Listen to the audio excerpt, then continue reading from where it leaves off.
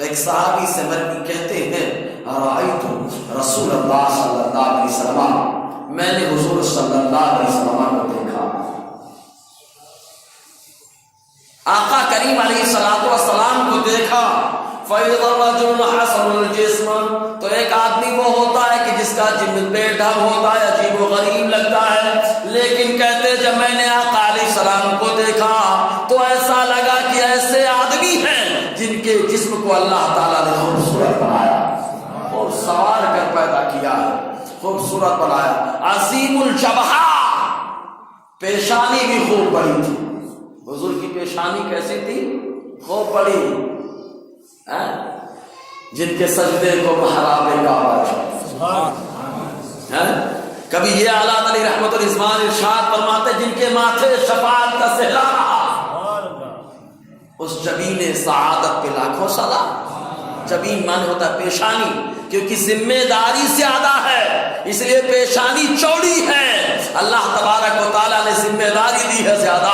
ارے بلکہ میں تو یہ کہتا ہوں مصطفیٰ کریم نے اپنی امت کی ذمہ داری خود اٹھا لی ہے. جن کے ماتھے شفاعت کا صحرا رہا، اس جبین سعادت پہ لاکھوں سلام. تو مصطفیٰ کریم صلی اللہ علیہ وسلم کی پیشانی اتنی چوڑی اتنی بڑی تھی کہ خوب روشن و تابہ بھی تھی. دقیق الانف، حضور صلی اللہ علیہ وسلم کی ناک اگر بڑی ہو تو عجیب و غریب لگتی ہے.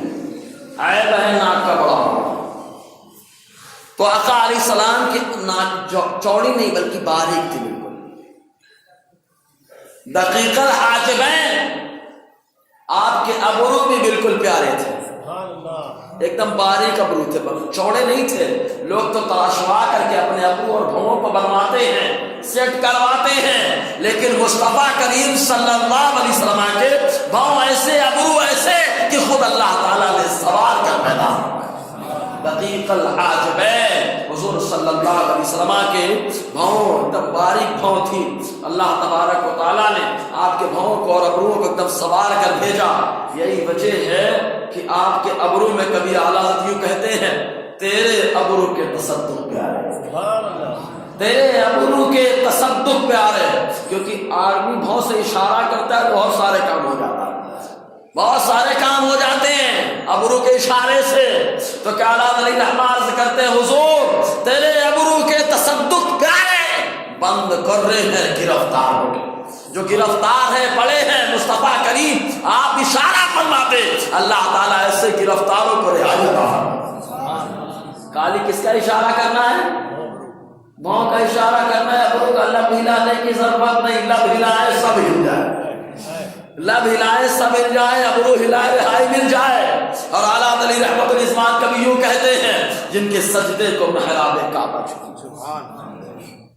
جن کے سجدے کو محراب کعبہ چھکی، ان بھووں کی لطافت پہ لاکھوں سلام، ان بھووں کی لطافت پہ لاکھوں سلام. تو اللہ تبارک و تعالیٰ نے ایسے بھوں کہ ایک دم باریک جن کو لوگ ترشوا کے بناتے ہیں، لوگوں کو بنوانے کی ضرورت پڑتی ہے، اور مصطفیٰ کریم کو رب نے ایسا بنایا کہ دنیا آپ کے نقل کے پیچھے پریشان ہے، بلکہ پریشان ہے بلکہ کامیاب رہتی ہے.